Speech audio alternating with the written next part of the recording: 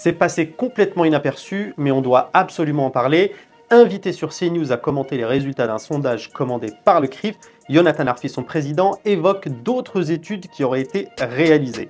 On apprend par l'intéressé que ces études ont conclu qu'il y aurait, je cite, des préjugés antisémites plus répandus chez des Français qui s'identifieraient comme musulmans. Magnéto.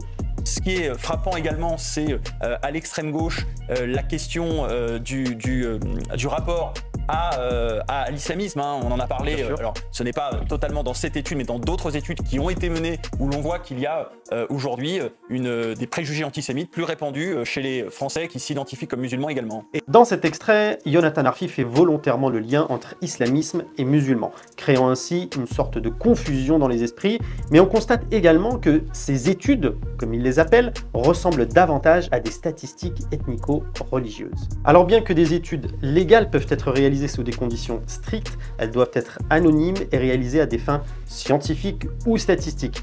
Par ailleurs, les participants doivent donner leur consentement explicite et ces études doivent être encadrées et validées par la CNIL.